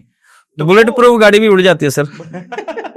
तो बेसिकली जो हैकर होते हैं वो कुछ वीकनेस खोजते हैं और आपके सिस्टम के अंदर जाते हैं, और फिर वो डेटा आपके निकालते हैं। डेटा निकालने के बाद फिर आपको फिर वो डिमांड करते हैं कि सर आप पैसा दो, तो फिर आपको डेटा करें, या पूरा सिस्टम ही लॉक कर देते हैं। That's known as a ransomware attack, log4j attack, बहुत फेमस है टर्म साइबर सिक्योरिटी और वल्नरेबिलिटी अटैक के। ये सिमिलर जो आप बात कर रहे हो, ये आई थिंक यहीं पे दिल्ली में हुआ था ना, एम्स पे। हाँ, एम्स लास्ट टाइम हमने बात किया था ना, एम्स का एग्जांपल मैं दिया था लास्ट टाइम, सेम चीज हमने बात किया था कि एम्स का पूरा बेसिकली आपके एप्लीकेशन को डाटा चाहिए रीड करने के लिए, अभी वो डाटा इनक्रिप्ट हो गया, आपका एप्लीकेशन रीड नहीं कर पा रहा, तो एप्लीकेशन बेकार हो गया ना, आप कुछ कर ही नहीं पाओगे, रिकॉर्ड्स रीड ही नहीं कर पाओगे। तो आपको या तो कहीं पे बैकअप होगा आपका, अभी एयर गैप टेक्नोलॉजीज आ गई इसको काउंटर करने के लिए, रैंसमवेयर को, तो नहीं तो आपको फिर उसके साथ मांडवाली करनी पड़ेगी। अभी इसके बारे में एक मैं आपको केस बताता हूँ। अभी तो हम लोगों ने बहुत कुछ इम्प्रूव कर लिया है, ये अटैक हो ही ना, करेक्ट। लेकिन क्या हुआ था एक सिनेरियो में हमारे किसी क्लाइंट में डेफिनेटली नाम तो नहीं बताऊंगा, तो क्या हुआ था कि उन पे रैंसमवेयर अटैक हो गया था। तो हम लोग इन्वेस्टिगेट कर रहे थे, वो कुछ ना कुछ मुझे ऐसा लग रहा था कि मैं इसको डिकोड कर सकता हूं, तो मैंने हैकर से बात करनी चाहिए कि मैं बातों बातों में उससे निकलवाऊंगा कुछ। तो पहले तो वो हमें लेके गया डार्क वेब पे, जो हैकर था। रैंसमवेयर अटैक में क्या होता है कि आपको एक ही फाइल प्लेन टेक्स्ट में नजर आएगी, बाकी सब इनक्रिप्टेड है। वो प्लेन टेक्स्ट में आपको वो डराएगा, लिखा होगा कि भाई तुम्हारी कंपनी का डाटा है मेरे पास, ये कर दूंगा, ये कर दूंगा, ठीक है, अगर आपको बचना है तो ये वाला लिंक यूज करो, मेरे साथ बात करो। तो हमने सोचा, ये काफी टाइम पहले की बात है और मुझे ऐसा करना नहीं चाहिए था, ये मुझे बाद में समझ आया, ठीक है। तो क्या हुआ कि मैंने उसके साथ बात करना स्टार्ट किया, ठीक है। वो मेरा पहली बार था जब मुझे पता चला कि आप जो उसने लिंक दिया था वहां पे जाके मैंने लॉगिन किया, या कोई भी और भी लॉगिन कर रहा है उसी लिंक से, वो सारी की सारी चैट आपको रीड होगी और आप उसे डिलीट नहीं कर सकते। अच्छा, मतलब अगर मैंने कोई मैसेज भेजा, मेरी और हैकर की चैट हो रही है, तो उसके बाद आपने लॉगिन किया तो हमारी चैट भी आपको दिखेगी, मैं भी डिलीट नहीं कर सकता, वो भी डिलीट नहीं कर सकता, ठीक हो गया। तो मैं उससे मतलब पूछ रहा था, वो आई थिंक 7 मिलियन USD कुछ मांग रहा था वो इसको डिकोड करने के लिए। और मैं आपको बताता हूँ कि 99% चांसेस ये है कि अगर हम पैसे दे भी देते हैं तो भी वो डिलीट नहीं करेगा, तो भी वो उसको नहीं छोड़ेगा, वो दोबारा पैसे मांगेगा। तो इसलिए आप उस डे तक पहुंचने में और इतना सारा झंझट लेने से पहले ही आपके पास सिक्योरिटी है, वो चीज बहुत सस्ती पड़ती है। तो आप वही करके रखो पहले, वो डे देखना ही ना पड़े। ऐसे बहुत सारे एग्जाम्पल है। एक मैं तो नाम ले सकता हूँ, मेरे बगल में ABS कॉलेज है, तो ABS कॉलेज में ऐसे ही कुछ बच्चों में लड़ाई हो गई आपस में, तो टीचर ने मुझे स्टिल लिया कि आप लोग ऐसा करते हो वैसा करते हो। उन्होंने ABS वेबसाइट की हैक करी और उसके ऊपर बहुत सारी टेक्स्ट लिख दिए, बहुत सारी कार्यवाही लिख दी और जो पूरा डेटा था वो सब हटा दिया। तो अगर ABS कॉलेज ने ये सिक्योरिटी की, वो बहुत यहाँ पर बवाल मचाता है गाजियाबाद में, बगल में है। हाँ बगल में ही है सर, याद भी रह जाते हैं। कैसे बहुत सारे ऐसे अटैक हो जाते हैं। और उसके बाद अगर किसी ने मान लो 5 साल में कोई इंफ्रास्ट्रक्चर बिल्ड किया, आपने कोई ERP बिल्ड किया, अपना नेटवर्क बिल्ड किया है, और कोई बंदा आगे से हैक कर ले, अब मान लो आपकी क्लाइंट है, अब मैं आपके वो पूरे हैक कर लूं और किसी और को सेल आउट करूं कि आप इनको पिच करो डायरेक्टली, ये इस प्राइस में कोटेशन दे रहे हो, बहुत सारी पर्सनल इन्फॉर्मेशन लीक हो जाती है, चाहे वो स्टाफ की हो कि कौन किस सैलरी में काम कर रहा है, क्या उसकी नेगोशिएशन? सर आप मेरे को कोई भी बिजनेस बता दो, कोई भी किसी भी लाइन का, जो कंप्यूटर नहीं यूज कर रहा, कोई आ रहा है ध्यान में? नहीं। तो आप सोचो कि हर किसी को डाटा की वैल्यू तो है ना, करेक्ट। अगर वो डाटा आपका मेरे पास आ गया तो आपका बिजनेस सारा नहीं तो आधा तो मैं ले ही जाऊंगा। ऑब्वियस है। तो इसलिए चाहे वो बिजनेस छोटा है चाहे वो बड़ा है, सिक्योरिटी तो सबको लेनी चाहिए। अब बहुत लोग सोचते हैं कि भाई साइबर सिक्योरिटी तो बहुत बड़ी बड़ी कंपनियों के लिए होती है, ऐसा नहीं है भाई। सस्ते सोल्यूशन आते हैं, बहुत सस्ते सोल्यूशन आते हैं और आपका बहुत सारा पैसा टाइम सेव हो जाता है। तो आप वो कोर्स के बारे में आप बताए जो डिस्कशन कर रहे थे, एक तो कॉमसिया प्लस और CH। CES, उसमें क्या क्या है और क्या क्या सीखने को? देखो कॉम्पिया प्रोग्राम है वो कितने टाइम का है? हम कॉर्पोरेट में करवाते हैं 5 डेज में, यूजली 40 आवर्स बोल सकते हैं आप। अगर कोई फ्रेशर या पब्लिक बैच आता है तो वो ड्यूरेशन लंबी हो जाती है। बेसिकली कॉम्पिया में आपको एक न्यूट्रल टेक्नोलॉजी सिखाई जाती है, किसी पर्टिकुलर वेंडर के बारे में नहीं सिखाया जाता। दोनों ही ऐसे हैं, CEH भी ऐसा है। तो यहाँ पे आपको एक बेसिक इन्वायरमेंट मिल जाता है कि कंप्यूटर हैकिंग, अटैक, वल्नरेबिलिटी ये सब होता क्या है, कैसे होता है। उसमें आपको लैब भी मिल जाती है, ठीक है। लैब मतलब एक सिक्योर एनवायरनमेंट मिल जाता है जहां पे आप अटैक कर भी सकते हो। आप अटैक, हाँ मतलब जिस पे आप अटैक करो वो भी कंप्यूटर आपका ही है, वहां पे कोई प्रोडक्शन एनवायरनमेंट नहीं है, तो आप सीखने के लिए है, करेक्ट। CEH में भी ऐसा ही है। CEH एक उससे थोड़ा और ऊपर आ जाता है जहां पे आपको एथिकल हैकिंग में काली लिनक्स CS सब आपको एक और लेवल पे सीखनी पड़ सकती है, राइट। तो as a start Compia security plus is the good. अगर आपकी IT नॉलेज अच्छी है, आपको नेटवर्किंग बेसिक सिक्योरिटी स्किल्स हैं, तब आप सर्टिफिकेट करना चाहते हैं, आप कॉम्पिया को स्किप करके CEH पे आ जाओ। वो दोनों सर्टिफिकेशन जो है वो उनकी वैल्यू है? बिल्कुल है। ये ग्लोबली ये EC काउंसिल से है CEH, और कॉम्पिया एक कॉम्पिया कंपनी ही है। हाँ कॉम्पिया उसके पास उसके नेटवर्क प्लस, सिक्योरिटी प्लस ये सब आते हैं। कॉम्पिया एक नाम है बेसिकली, उसका नेटवर्क प्लस N+ आता है, सिक्योरिटी प्लस S+ आता है, करेक्ट। तो दोनों की बहुत वैल्यू है। और जब आप एज ए स्टार्ट करना चाहते हो, आपका एक क्वेश्चन था कि करियर स्टार्ट करना चाहते हो, बिना सर्टिफिकेशन के आपके रिज्यूम को पास ही नहीं किया जाएगा। आपका रिज्यूम रिक्रूटर तक पहुंचेगा ही नहीं अगर वो सर्टिफिकेट नहीं है, ज्यादातर चांसेस में ऐसा ही है। लेकिन आपको क्या लगता है, एजुकेशन जीतती है या स्किल जीतती है? Skill, clearly skill. एजुकेशन एक लेवल तक आपको चाहिए। आज मेरा पोर्टफोलियो इतना है कि कोई मेरे को पूछता नहीं कि भाई आपने डिग्री की है या नहीं की, या कहां से की है, या आपके कितने % स्कोर आए थे, कोई नहीं पूछता। बिकॉज वो मेरे पोर्टफोलियो में दिखता है मैंने क्या क्या किया है। अगर एजुकेशन की मैं बात करूं तो प्रोफेशनल सर्टिफिकेट्स जरूरी हैं, क्योंकि एजुकेशन या स्किल भी आप कहां से डेवलप करोगे जी। स्किल भी आप कहां, अगर मैं एजुकेशन की बात करता हूं तो आप BTech की, M.Tech की, ये सब वो सब, PhD वाले स्टूडेंट भी आते हैं सर अपने पास। आपके पास भी?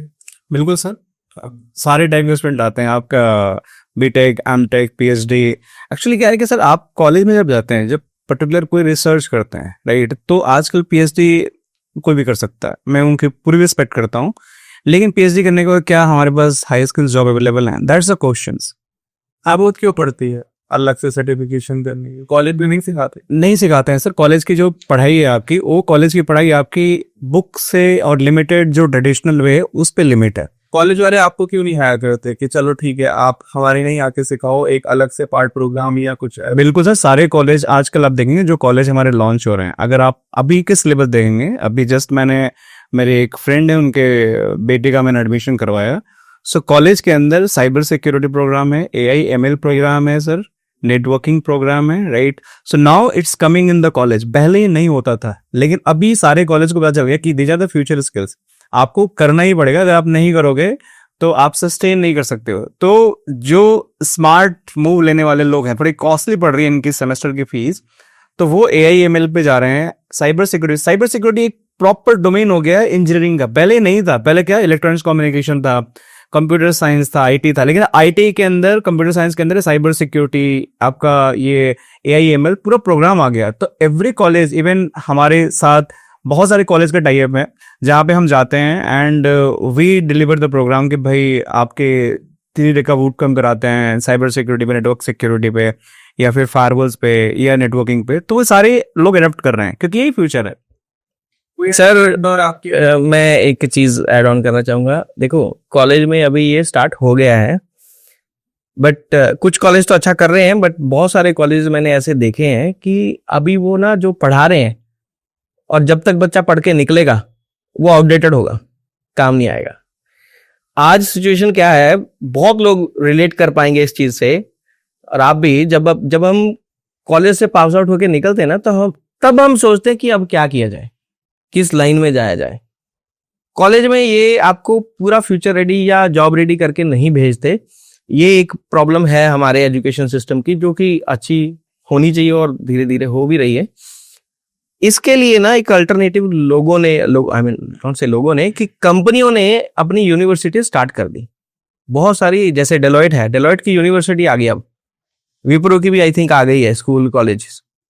हाँ, तो ये अब आईटी कंपनी ही आपको रेडी कर रही है उनके सिस्टम में काम करने के लिए, समझ रहे हो? तो जो आपको अपडेट या तो फ्यूचर वाला पढ़ाएंगे कि जब आप 3 साल के बाद आपने जो आज पढ़ा, आप सोचो ना 3 साल बाद में तो टेक्नोलॉजी चेंज हो जाती है ना। सही बात है, एकदम परफेक्ट। यूजली ये जो भी सर्टिफिकेट आप कर रहे हो ना, CEH हो गया या तो ये CompTIA हो गया, ये 3 साल की वैलिडिटी होती है इनकी। क्यों रखी गई इनकी 3 साल की वैलिडिटी? भाई ये अपडेट होना पड़ेगा आपको। तो आज जो आप कॉलेज में पढ़ रहे हो, तो ही हो गया, हम क्या करें, सिलेबस में यही है तो वही पढ़ाएंगे ना। मैं वही कह रहा हूँ, सिलेबस तक पहुंचने में ही उनको पहले तो टाइम लग गया। आज मेरी बुक है, ठीक है, मैं उसको अगर कॉलेज तक लेके जाना चाहूं तो जब तक लेके जाऊंगा तब तक टाइम लग जाएगा।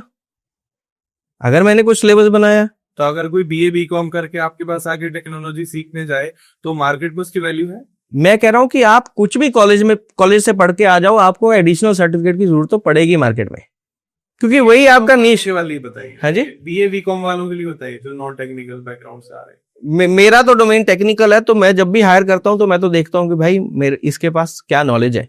अब वो नॉलेज के, मैं ये नहीं कहता कि सर्टिफिकेशन पास हुआ हो, बट एटलीस्ट उसके पास वो पढ़ा हुआ हो, उसके पास वो नॉलेज हो, उसने बोला कि भाई ये मैंने ट्रेनिंग करी है, या फिर ये मेरा स्किल है, तो मैं तो स्किल के बेस पे हायर करूंगा, मैं BCom या BSc के बेस पे हायर नहीं करता। सर ट्रेंड ये हो गया सर कि आप BA किए हो, BCom किए हो, इट डजंट मैटर।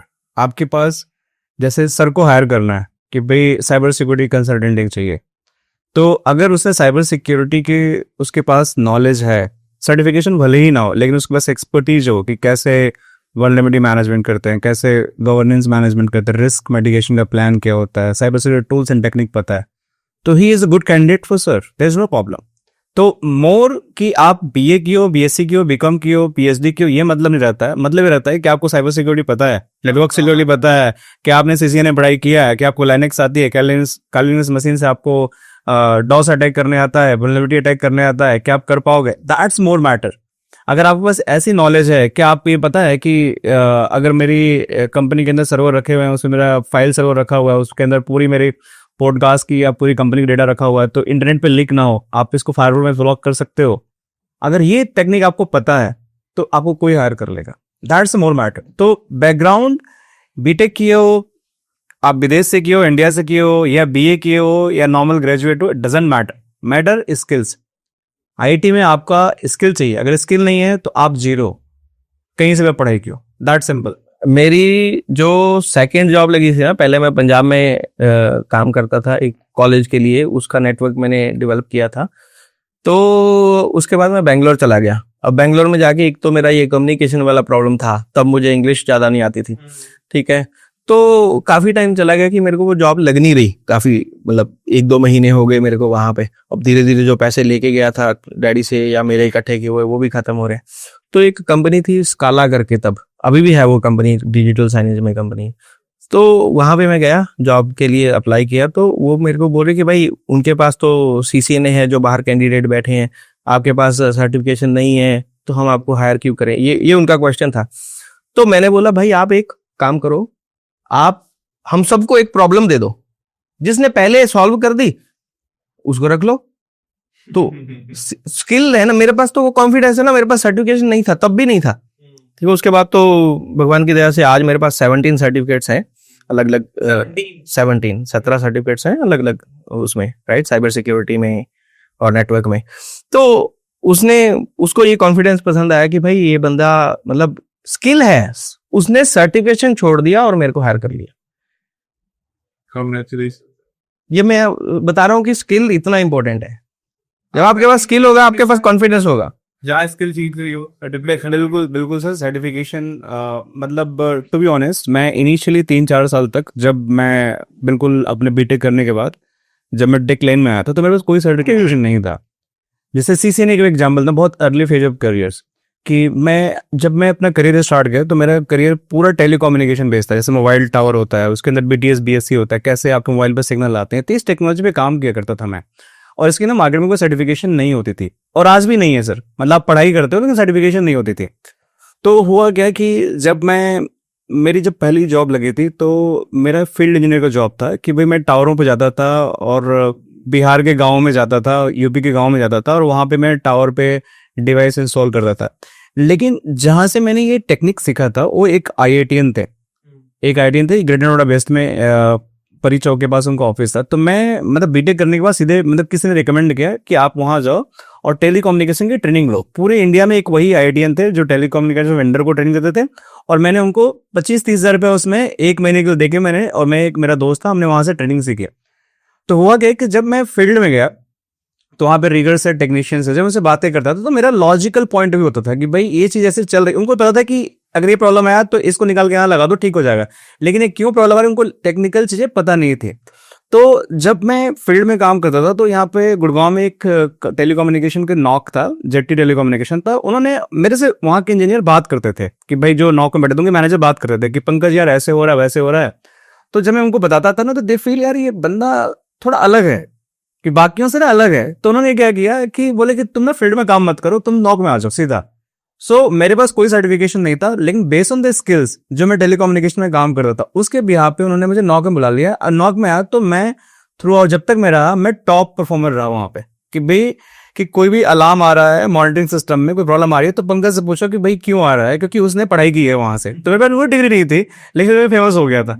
तो ये मैटर करता है सर, अगर सही जगह से आप मेंटरशिप लेते हो, सही चीज सीखते हो, तो आपको एज तो मिलता है, मेरा ये मानना है। दूसरा पहलू कि मैं सीसीएनए का, जब मैं टेलीकम्युनिकेशन अपने आप को माइग्रेट किया नेटवर्क में, तो टेक महिंद्रा कंपनी में मैं काम करता था उस समय। तो टेलीकम्युनिकेशन में था, मेरे को अच्छी नॉलेज थी, लेकिन मेरे को नेटवर्क सीखना था। तो मेरे मेंटोर थे, उनके साथ मैंने ट्रेनिंग किया, मैंने बहुत पढ़ाई की है। तो नेटवर्क में पूरा सीख गया, मतलब सीसीएनए के सर्टिफिकेशन कर ले, उसके बेसिस पे मैं काम करने लगा।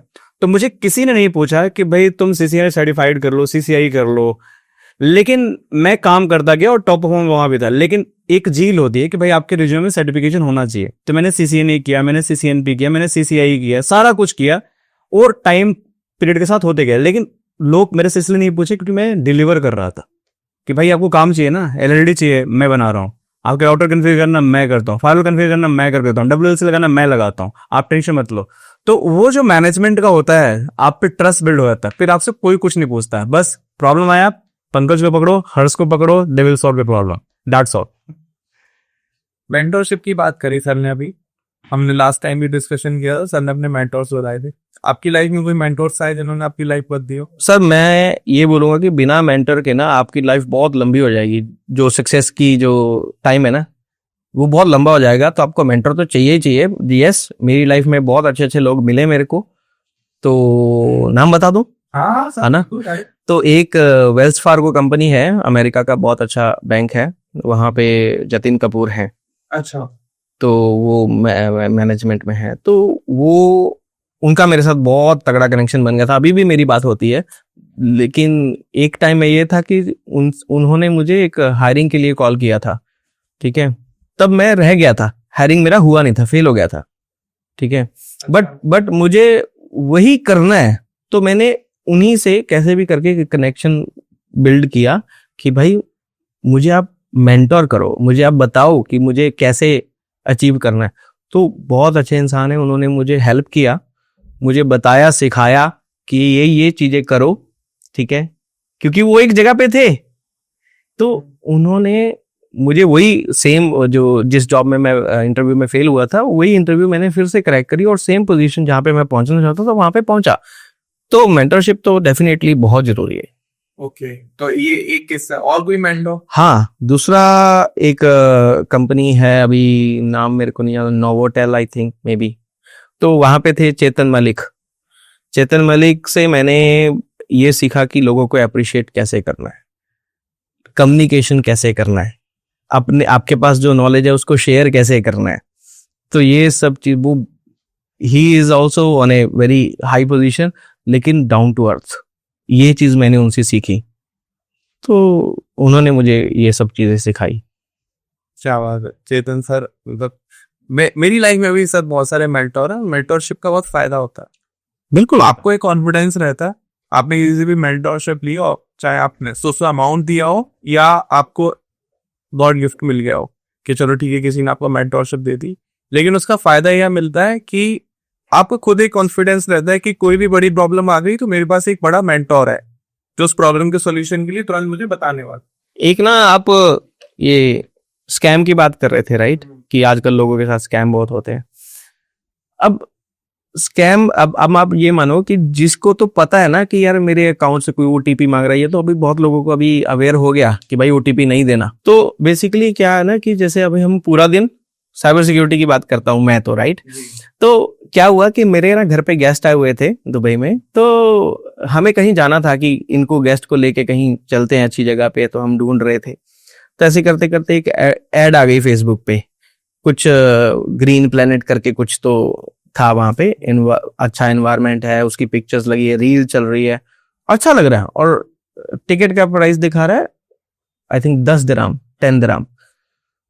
तो मैंने सोचा भाई ये तो बहुत अच्छा है और बहुत सस्ता है, ठीक है ये मैं कर लेता हूँ। तो मैंने ऐड पे क्लिक कर दिया, और वहां पे मैंने सारी डिटेल फिल करने लगा कि भाई अभी करना शुरू करना था कि भाई अभी ये मैंने बुक करना है।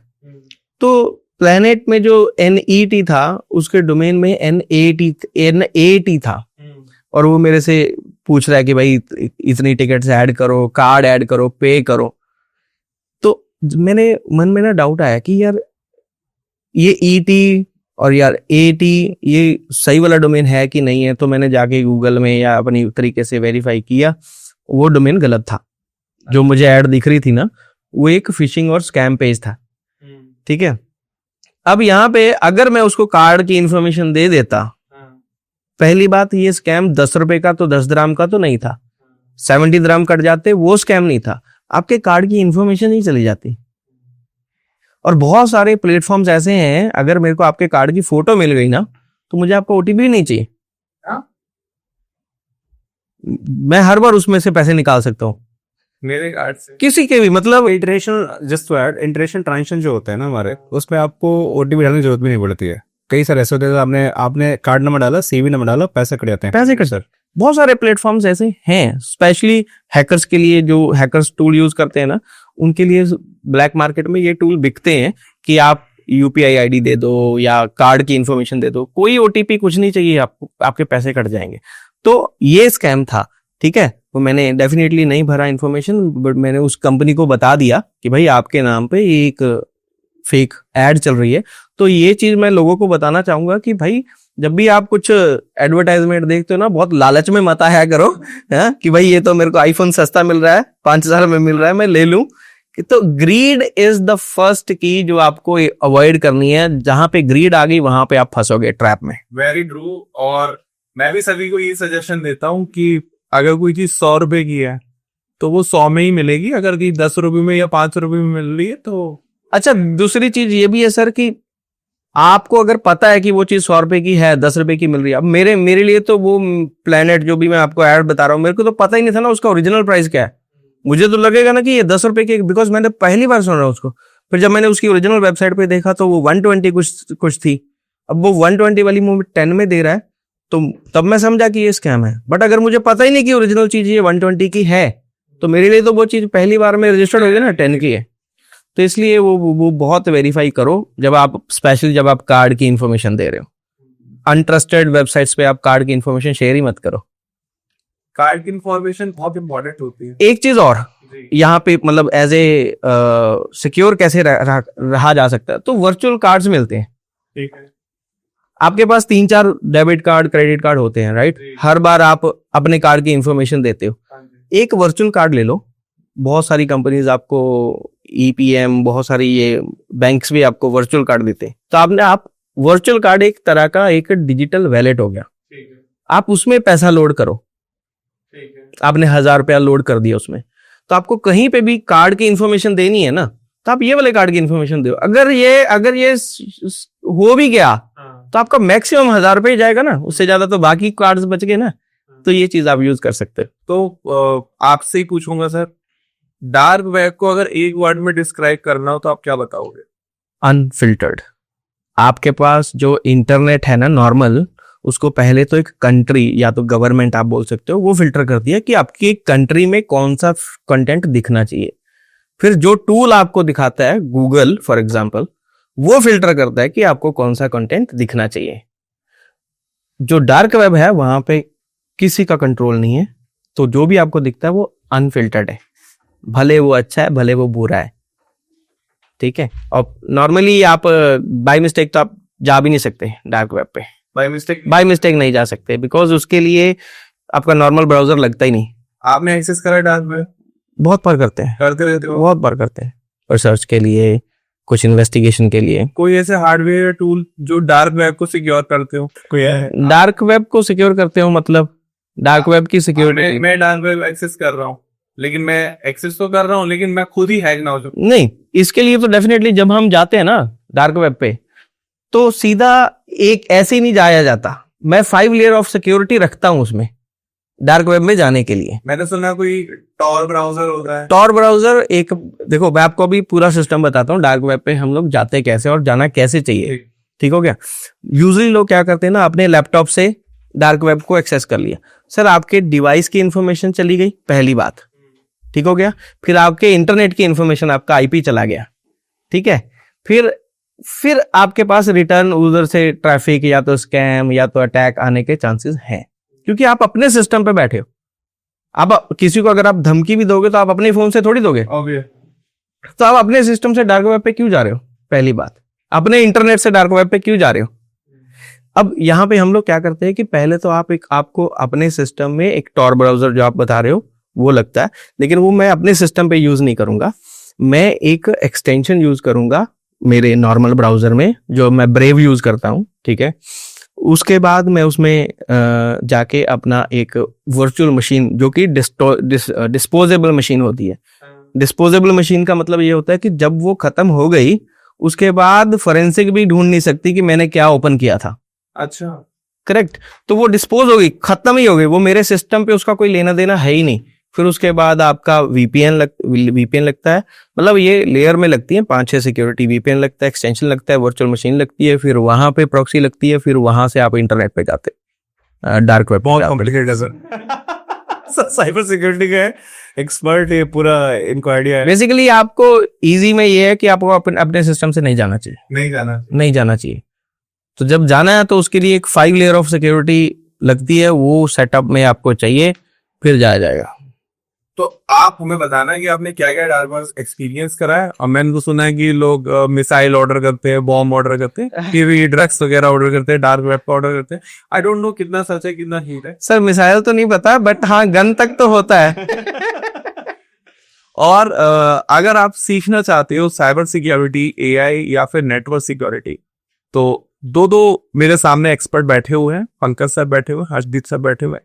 आपको स्क्रीन पर भी इनके नंबर आ रहे होंगे, डिस्क्रिप्शन में भी आपको number, email address, LinkedIn profile, Instagram profile, सब कुछ मिल जाएगा। तो मैं सभी से रिक्वेस्ट कर सकता हूँ और सभी को सजेशन भी दे सकता हूँ कि कितने सालों का एक्सपीरियंस है।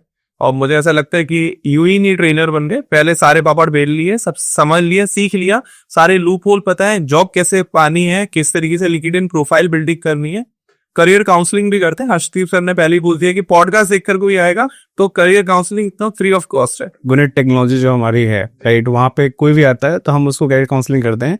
हर्षदीप सर भी हैं, राइट। तो कोई भी रीच आउट करे हमारे चैनल के थ्रू या फिर हमें लिंक पे कमेंट करे या सपोर्ट नंबर पे रीच आउट करे, हम 1-to-1 मेंटरशिप देते हैं, जिसमें मैं डायरेक्ट बात करूंगा, हर्षदीप सर भी बात करेंगे। तो जूम सेशन हम बुक करेंगे and we can have a discussion, कोई प्रॉब्लम नहीं है सर। तो बिल्कुल डरने की जरूरत नहीं है। और चाहे इंग्लिश आती है नहीं आती है, नॉन टेक्निकल बैकग्राउंड से हो या टेक्निकल बैकग्राउंड से, डजेंट मैटर। स्किल मैटर करती है, सर्टिफिकेशन मैटर करता है, और जॉब कहाँ लगनी है, किस कंट्री में जाना है, रिमोट जॉब कैसे पानी है, वर्क फ्रॉम होम कैसे करना है, फ्रीलांसिंग में करियर कैसे बनाना, कोई भी आपका पॉइंट है, कोई भी डिस्कशन है, कोई भी क्वेश्चन है, तो please feel free to ask them. ये हमेशा आपके लिए अवेलेबल है और मैं भी अवेलेबल हूँ। अगर कोई सवाल मुझसे पूछना हो तो आप कभी भी मुझे कॉन्टेक्ट कर लेना। Thank you so much Hardeep sir, आप my pleasure sir, my pleasure. Thank you so much Pankaj sir. Thank you so much. हम फिर मिलेंगे एक नए पॉडकास्ट में, तब तक के लिए नमस्कार, राधे राधे। राधे राधे।